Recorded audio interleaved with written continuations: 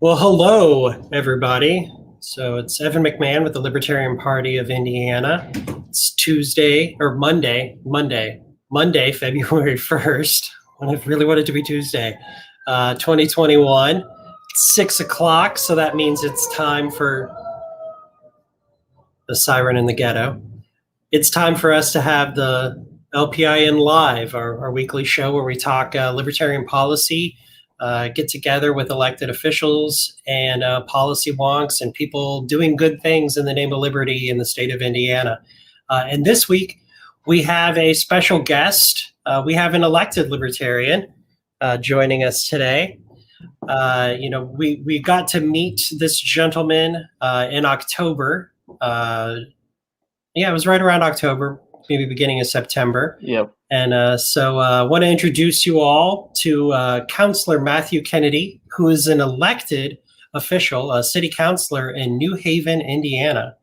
And something interesting about Councilor Kennedy is he was elected as a Republican, and in October said, boo, and switched parties and became a libertarian. So he is now the Libertarian City Councilor of New Haven, Indiana. So welcome, Councilor Kennedy. Thanks for having me. So, we could ask a whole bunch of questions, like why you ran for office, what you ran on, what are your goals as a councilor.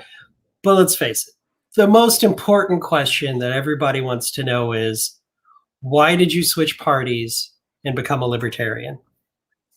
Well, I think it's primarily to start. It's a long, drawn out story. We got 30 minutes. Okay, so the biggest thing was influences in my life that were really influencing me to realize that the party I was a part of was not standing for what I believed in.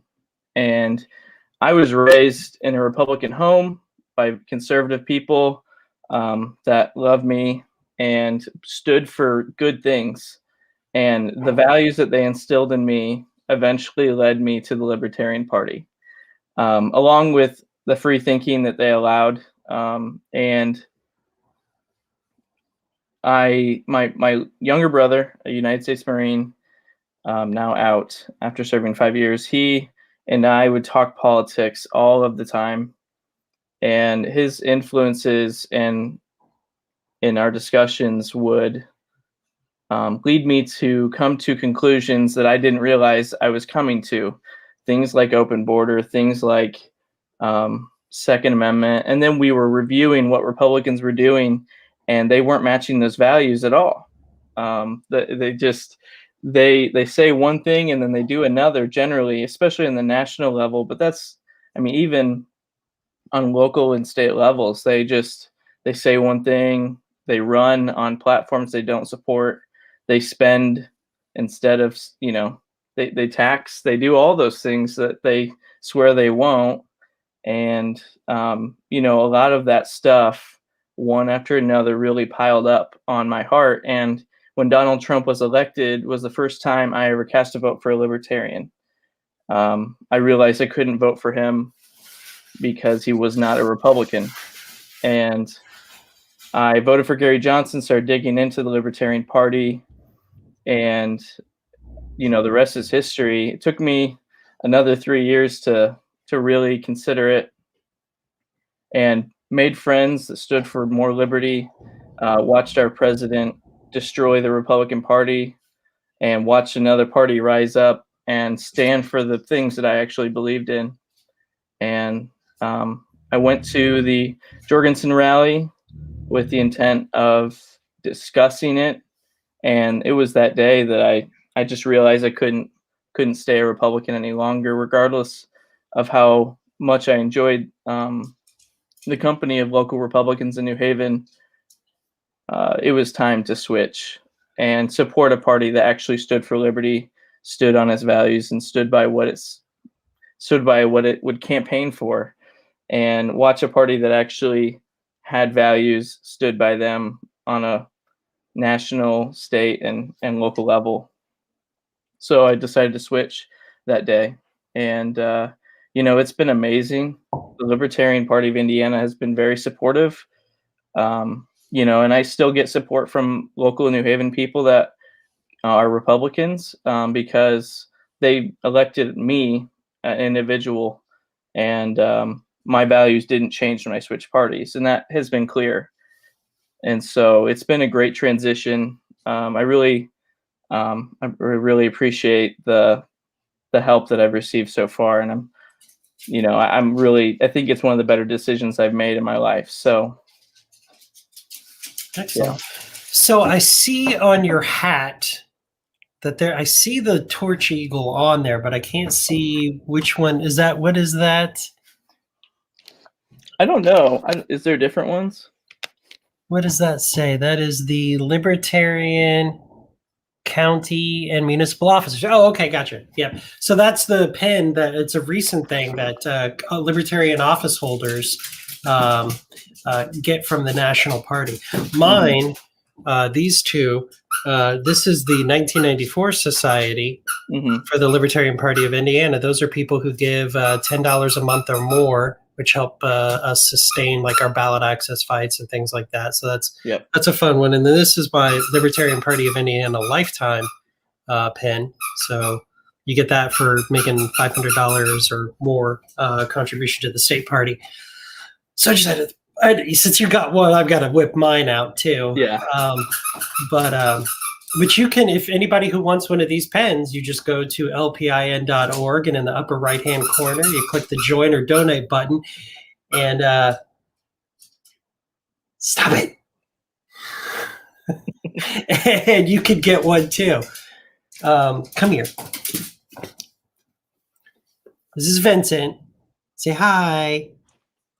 Hi, Vincent. Okay, now go playing with your squeaky toy. So he's just like his dad. He's got to be the center of attention. You don't want to yell at him because he's just being a little puppy. So let's talk libertarianism.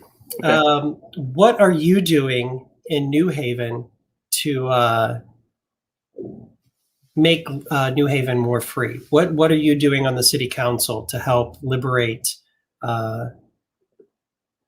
your citizens? Right. Well, I have to say, and I'll brag on my community a little bit, even though it's ran by Republicans. I'm the only non-Republican in office. That's been that way for almost 20 years. It's all red. I'm the first non-Republican in office, and some are already telling me it's going to stay that way. We've never elected anyone other than a Republican, and so I'm, SOL in 3 years when I run again. But for now, we are very well run. We're not instilling a lot of taxes. We keep a balanced budget, things like that. So generally, there isn't a lot to question. There's not a lot to push, but I am holding those other elected officials, our mayor, in check when it comes to those things.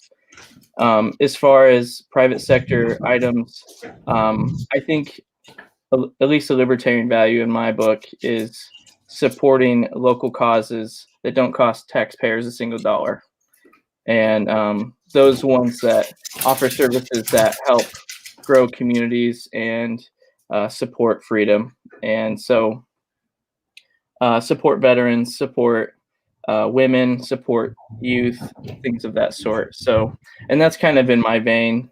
I work for a nonprofit. So that's kind of what I've been doing. Some of the biggest things I do is I try to use my voice and my position to help people without privilege grow their audience and to have influence in our community. And I'm looking forward to doing more of that in the coming years as well, while also just holding our community accountable on its spending and taxing and things of that sort. So, just so everybody knows, we can see your comments, and if you have a question for Councilor Kennedy, please feel free to ask it in the comments. So I happen to know that our presidential candidate, Joe Jorgensen, remembers you. What?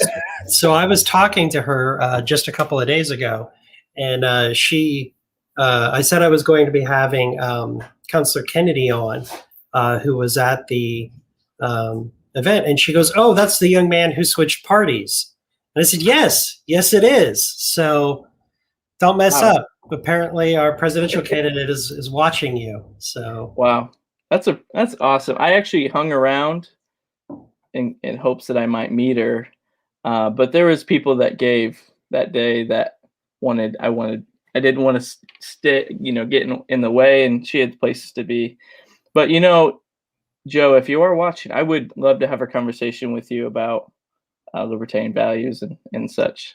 I hear she may be in Indiana really soon. Really? It's Okay. possible there may be something happening March 26th, 27th, and 28th that she may be Oh, at. okay. Just a rumor, but I traffic in rumor and conjecture. Gotcha. So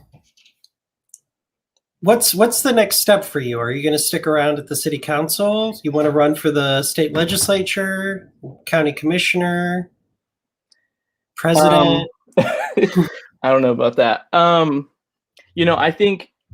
think for me, as far as what, as I pray through and I consider things, I think this might be the highest level for me. But supporting the Libertarian Party, being more involved, especially if I ever end up leaving office, or when I leave office, because I believe in, if there's no term limits, you should give yourself limits. But whenever I leave, I'll probably step up and take or try to take leadership roles within the party. So he said, "You can be the next Amash." All right. I mean, he is my role model, I would say, in the Libertarian Party. Another one of those people that pushed me over. But I don't know. We'll see. We'll work on you on that. Yeah. We're gonna get you to run for something else. We're gonna get you reelected to New Haven City Okay. Council, Yeah. and then we're gonna push for like the state ledge or something like that. I think that's Okay. that's definitely in your future. Well, I'll put it this way. Let me say this: if I can gain the audience and to put me in those seats, and I have a better opportunity than others, I will fight for liberty.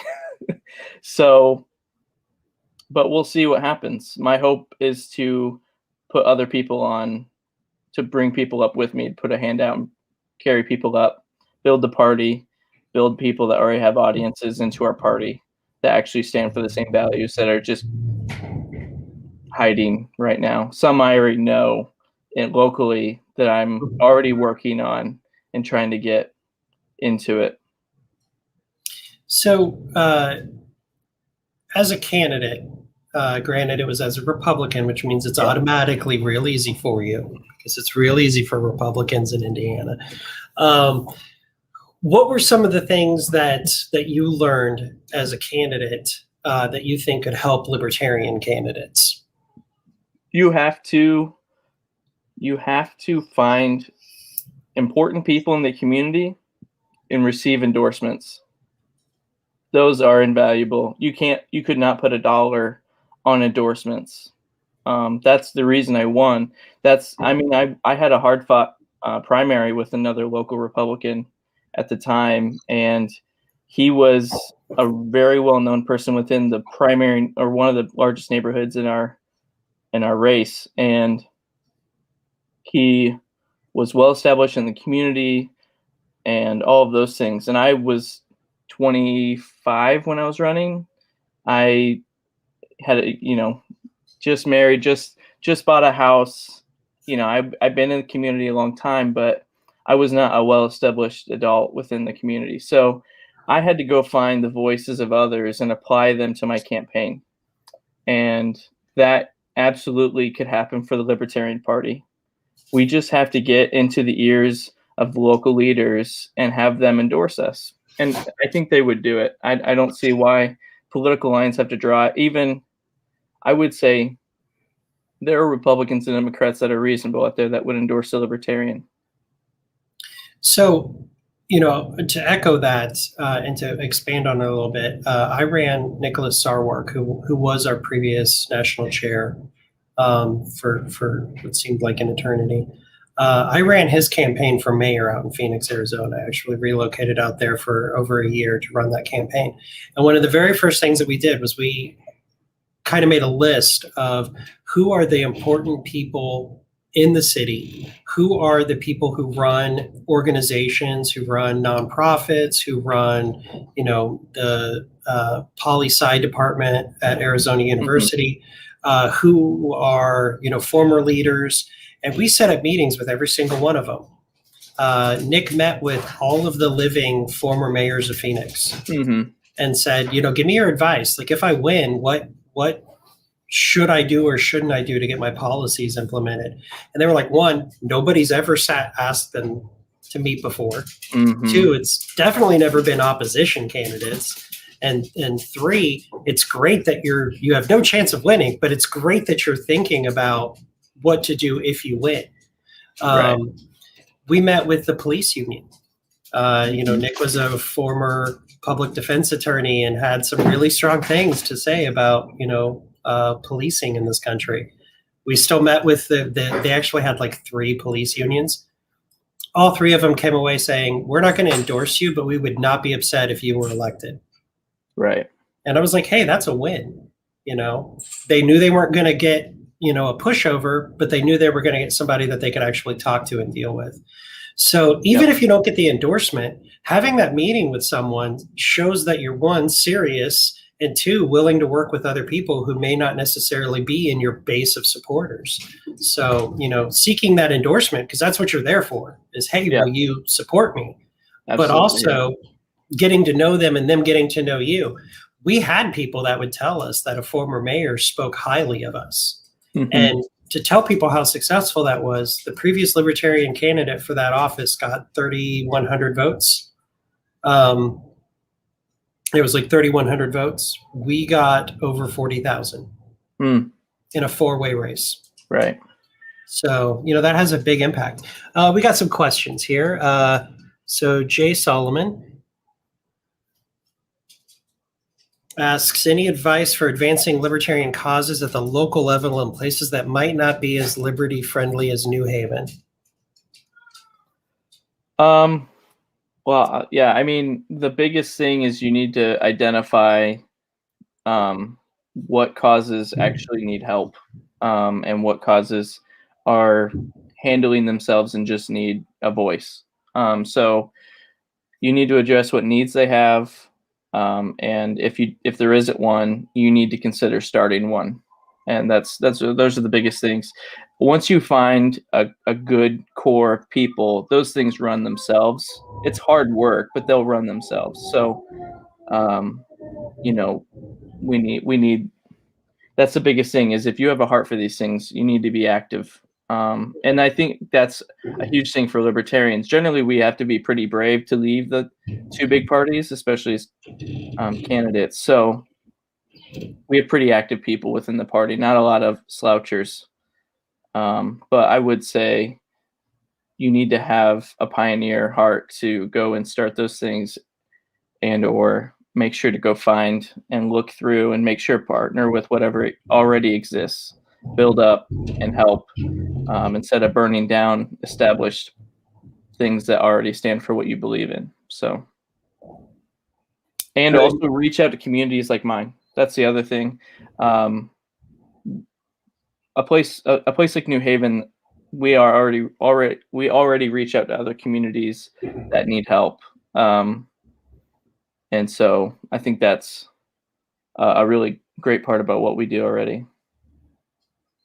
I mean, one of my things that I kind of talk about a lot is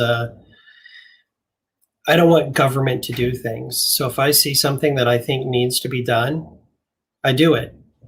Yes. If somebody else is already doing it, I help them do it. If they're doing a piss poor job of doing it, I find somebody that can do it better. Yeah. I run a homeless outreach program that provides services for people on the street. And there are a lot of places that do that in Indianapolis. Mm-hmm. And some of them are horrible. Some of them are exceptional, but don't have the resources or time to do it and would rather have more hands. So you just got to do it. If you see something that needs to be done, don't wait for permission. Yes. Don't wait for a permit. Yep. Just go and do it. Yeah. Well, I mean, when you say that, it reminds me. So I wasn't sure if I was going to run for council but I was considering it, and I saw an opportunity because the person that was in my seat before I obtained it is now the mayor, and I knew he would be exiting that seat. I am pretty close with him already, so I saw an opportunity, and I basically asked permission, which was a mistake, but thankfully people gave me permission to do it. My wife did. The man that ran for mayor, Steve McMichael, they said, yes, you should do this. And one thing I'll tell you is don't go asking for permission, because you're going to set yourself up for people to say no. You just need to go do it and find allies. Mm-hmm. And accountability is a huge thing too. You need to find accountability. Paul Morrell, who is one of our party leaders down there in Rush County. Welcome, Councilman. You're talking about re-election. What will you do to combat the straight ticket voting in your county? It seems like you lose before you even start in a red county like you described. That's a great question. So, I mean, I need to look into what the Office of Elections is going to say. So talk to them about what it means to run as a Libertarian. I think, and I'm not in great contact yet with the Allen County LP and see what their strategy is. I don't want to come in and act all rogue about what they're doing, but I don't see a lot of Libertarians running in Allen County currently. So I don't know what the current strategy is or what we're going to do, but I'm really looking forward to starting that and doing that. So yeah, you're exactly right, Donald. Absolutely. And you'll find allies you didn't know you had when you go ahead. Mm-hmm. You'll find people that come out of nowhere and want to support what you're doing. Well, just for reminder, the Allen County Party convention is this Saturday, mm-hmm. February 6th. Where and what time, I have absolutely no earthly idea. Liberty Diner. Liberty Diner. Oh, yep, see, 5 o'clock. Good job. 5 I'll be o'clock. speaking there too. So. Oh, there you go. Yeah, if you're in the Allen County area and want to go and check it out, you will need to be a party member before. Well, actually, I think it might be too late now. I think that he had to be a member like 15 days in advance or something like that. Christy Avery, who is here watching, she is the treasurer for the Allen County Party, and she's also the 3rd District representative for the State Central Committee. She might be able to answer that question. I don't know their county rules off the top of my head.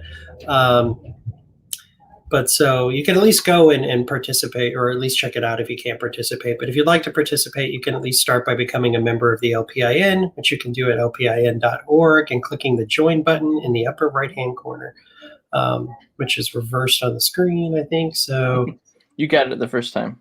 There we go. Oh, wait, no, you didn't. Oh, okay. Well, that one. Burp.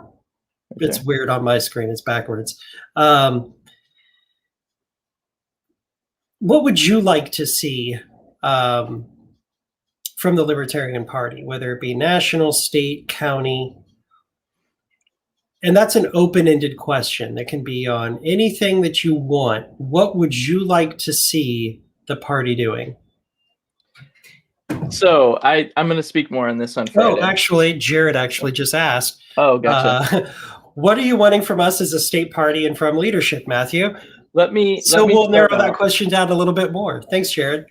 Yeah, let me start off by saying the party was far more proactive than I expected because as a Republican, I received some support from local Republicans in New Haven, but the Allen County Republican Party didn't even know who I was, which is crazy to me, but you know, they own the county, so I was just another guy. I don't even know if they know I've left yet. That's how bad it is. So, uh, Well, it's because they knew from the beginning that you yes, weren't really one of them. right, That's it. right, They could smell the liberty on you, and they knew. Well, I I used to make a joke when I first got elected that I had a Republican version of myself, and then there was the actual me.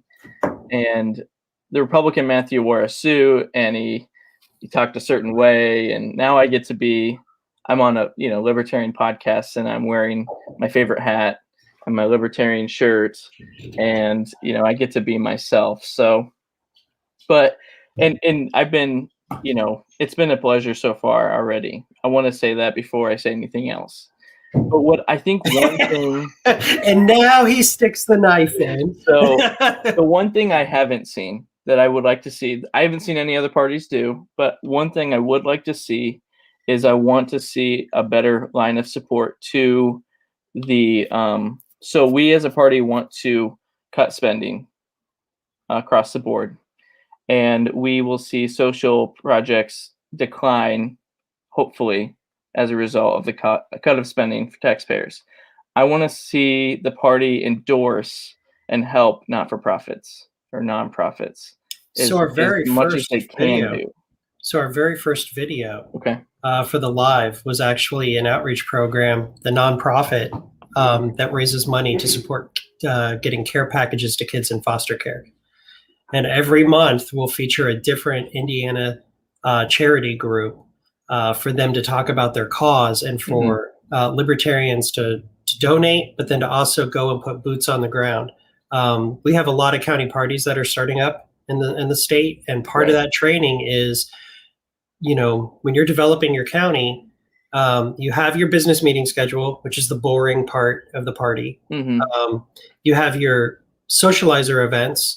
Then you have your government response events where you're like going to city council meetings and things like that. But then you also have your community events, and community events are where you're going out in the community and either cleaning up a road, adopting a highway, working at a food bank, working at the animal shelter, helping with the homelessness population. You have something specific that you're going to do for a period of time that all of the libertarians in the county get together and go and actually do this volunteer thing to show people that we mean it when we say the community is the best answer and should be the first answer, not government when there's a problem. So that is something that we're developing. And there are counties like Vandenberg County, Clark County, help me out, Jared. Where's Greg Hirsch from? I think is it Floyd County? They actually, the Libertarian Party actually has its own food bank. Gotcha. In the county, and they raise money separate for it, but they actually have their own food bank that they run that doesn't get supplies from any state organization or agency. And we've had lots of examples of those throughout the state over the years. We've just been really bad about telling people about it, I think is the big thing. Clark County, Indiana. But yeah, we're really bad about promoting the things that we do to help our community. Right.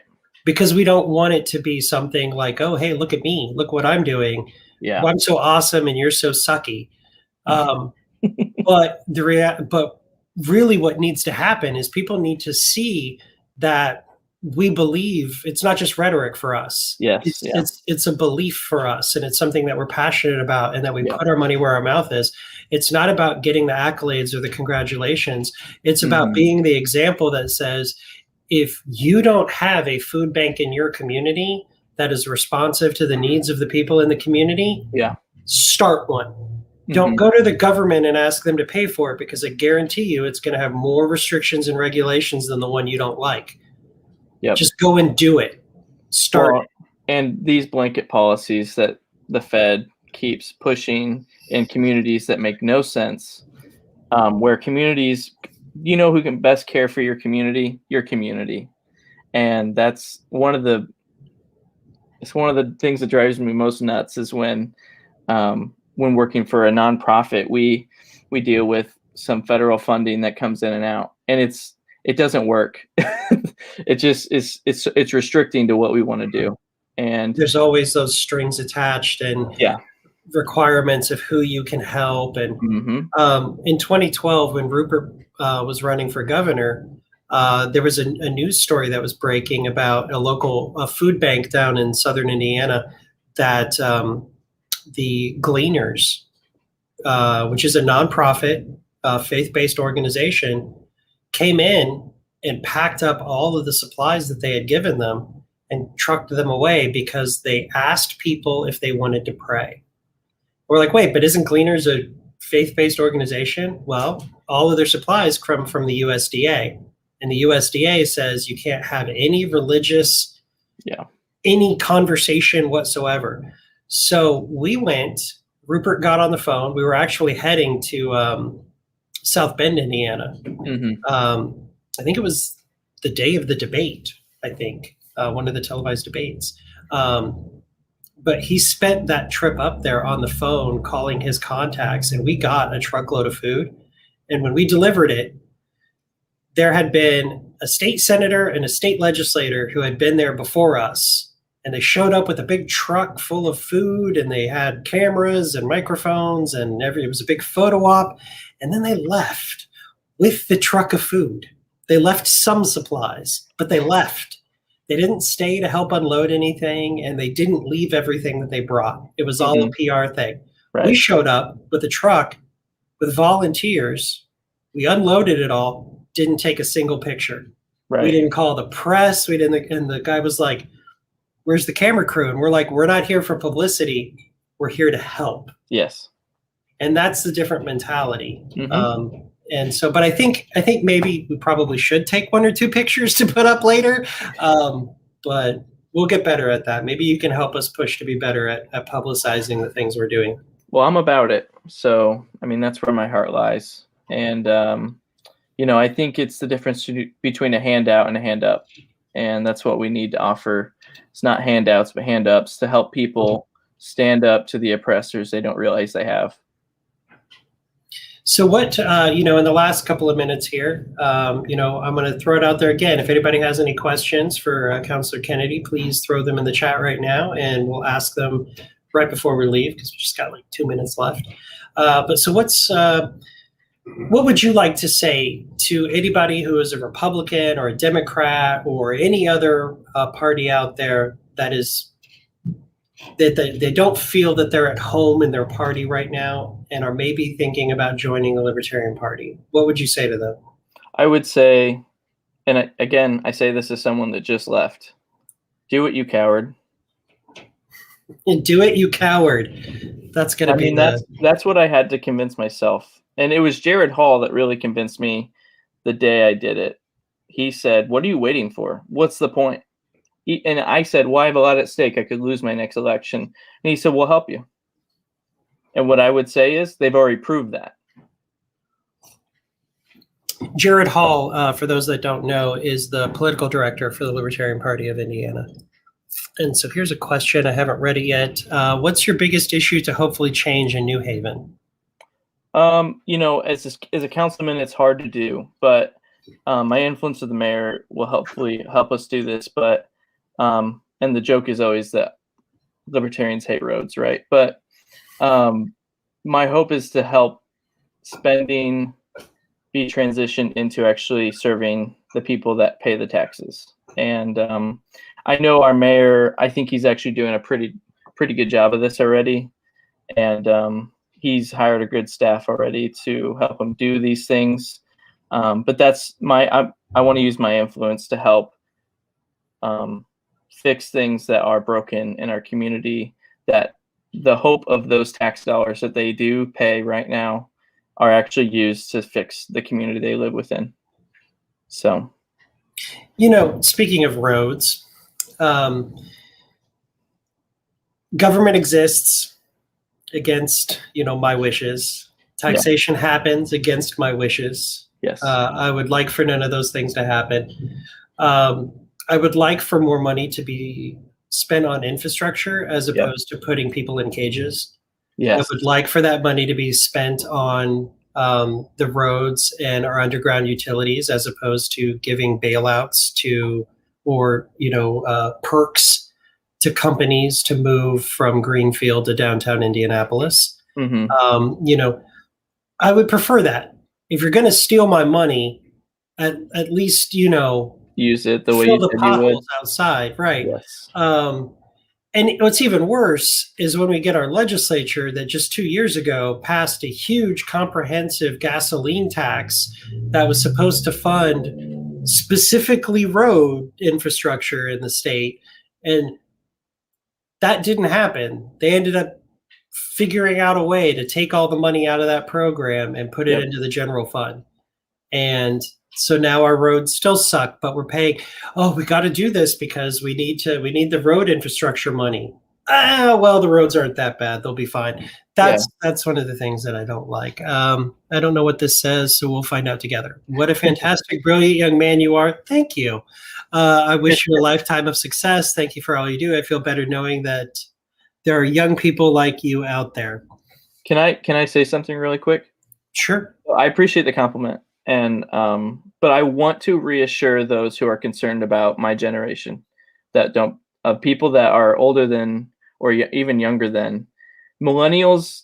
More of them are libertarians than they realize yet, and I think that's plain and simple across the board. There are way more people out there that are libertarians than they realize. I think we all know that, but people think that millennials are by and large socialists, and it's not true.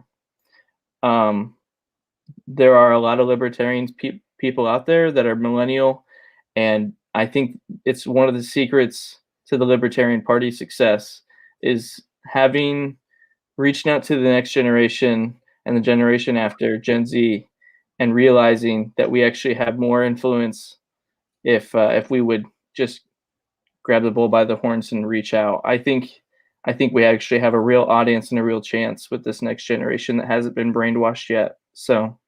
Well, on that, what's the one issue that you think would resonate with the millennial group that would demonstrate to them that they're probably more libertarian than they realize? What's the one thing that we can grab onto that has a libertarian answer that they would resonate with that we can start promoting? On a national level, immigration, I would say, is absolutely huge, and I think we're vocal about it. I think marital rights, which is becoming less of an issue as the Dems have, well, whatever, however you view that, but as marital rights, things of that sort, just more progressive thoughts, I think, are the biggest thing that I was explaining to someone the other day what a libertarian is because they actually didn't know. And I kind of explained that we have some ideologies from each side, and then we have some of our own. And I said, and we actually have the good parts of each side. Like we believe in certain aspects that, the other side wouldn't do because they're not progressive, or the other side would because they, for some reason, believe the government will fix all their problems. And they said, so all the good stuff, none of the bad stuff. And I'm like, exactly. That's exactly what the Libertarian Party is just think about all the things that actually matter when you think about them, and when you process through the thought of what makes sense, and then you look at the core values of the Libertarian Party, and they might complete your thoughts. So and I think that's the best way to explain it to at least people around here, has been we actually have all the good stuff in there. And some people are weird about the liberty aspects about drugs and things like that, but when you explain to them how government actually hasn't fixed anything, and then they're like, well, and I'm like, well, no, think about it though. Has the government helped people not die from drugs? And they're like, no. And I'm like, so you think that restricting it makes it better? And they're like, Drugs are actually cheaper now than they were 30 years ago. They're better now, and they're more available. It is easier. I mean, I don't speak from personal experience, any law enforcement that may be watching, but if you wanted to get cocaine in Indianapolis, it's easier now than it was 30 years ago. It's significantly easy, but I wouldn't know that. But so, that you're absolutely right. Like, and that's I had made a post, I think it was yesterday, talking about where the Libertarian Party stood in 1978, what some of our founding ideas were, and how Republicans and Democrats literally said that we were just crazy whack jobs. Like that was the thing. Like libertarians are crazy. They want to legalize all drugs. They want to, they want anybody to be able to have a gun. They want, and it's all, all this craziness. And now here we are, 2021. Yep. And they've hijacked our ideas, and they do it badly is the other thing. Absolutely. Well, they prostitute it, man. Right. It's like legalizing cannabis. Like we're just like, remove the crime. And they're like, we're going to remove the crime for people for tomorrow. But if you already were convicted of it, you're screwed. Well, and we're going to tax the crap out of it. The licensing for it, you have to have $500,000 in cash reserves, and you already have to own the building you're going to be in. I hate to tell you this, but there aren't a lot of people of color in poor communities who are going to be able to open up cannabis businesses with these requirements for that. So they're not only doing it badly, they're hurting the communities that they think that they're helping, which is typically whatever government gets involved, it just hurts people more than was hurting before. But like gun control, the Libertarian Party. I was watching a video from the I think it was 1980. Just recently, it was on C-SPAN, and we were having the debate as to whether or not we believed if they have a gun, I should be able to have it. So if the government has nukes, I should be able to have nukes. That wasn't the debate. The debate was whether or not we should word it that way in our platform. And, so we've always been for absolute zero restriction on gun rights. You have the right to defend yourself however you can. And now, like, the Republicans are like, oh, well, we're the gun control, or gun rights group. We're all about gun rights. And then you've got the president signing away bump stocks. And, I was at the State House today arguing against a piece of legislation that would prevent you from carrying a licensed firearm to the polling place on Election Day as a voter. And it was a Republican bill. And I'm like, what are you doing? Like that's some Joe Biden stuff right there. Like, what are you doing? You guys told me that the other party did this. So, and when you look at our platform today, the wording may have changed a little bit. It may be a little bit, more polite than it was in 1978. Yeah. But the things are still there. We still believe in the things we've always believed in, because at the core, it's about you, the individual. Yep. And that your rights are what matter. My rights matter to me. Your rights don't trump my rights. My rights don't trump your rights. Yep. My rights end at me and vice versa. And that is the core of our belief system and our political ideology. And what we fight so hard for is to restore the rights of the individual. Yep. And elected officials are not there to give you rights. They're there to preserve them. They're there to, well, they're supposed to. What they actually do is what they're actually doing is securing their own power base. Right. And feathering their own nests. That's what it tends to be. So, well, I think that's about it. It's been 45 minutes, sir. It's been a lot of fun. I think we should do this again real soon. I'm all about it. Let's do it. All right. Well, I'm gonna kick you off now. It was good to talk with you, Councilor Kennedy, and keep doing great work in New Haven. Thank you. All right.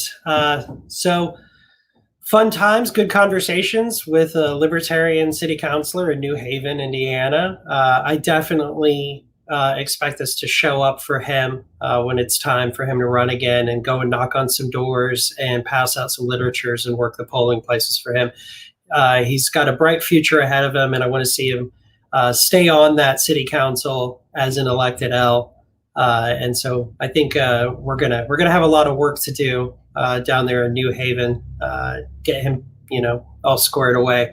But he's doing good work down there. So, this is what we're going to be doing on these video broadcasts every week. It's kind of informal, just a conversation with libertarian leaders in the state, nonprofit groups, people doing the work of helping others, spreading the message of liberty, and then talking policy. I think next week we might have an open session where we just talk about the platform and the things that we fight about in the platform.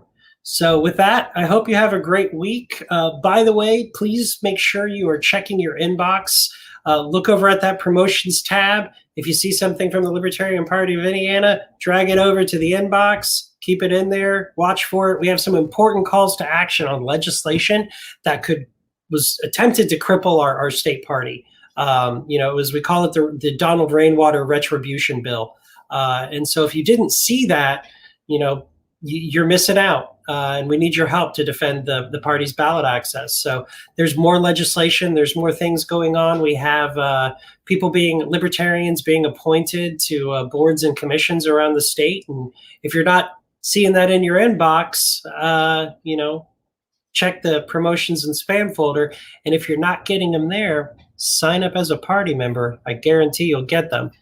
Well, with that, thank you guys for tuning in, and I'll see you again next week. And don't forget, March 26th to the 28th, our state convention. You can get your tickets on lpin.org. Thanks, guys.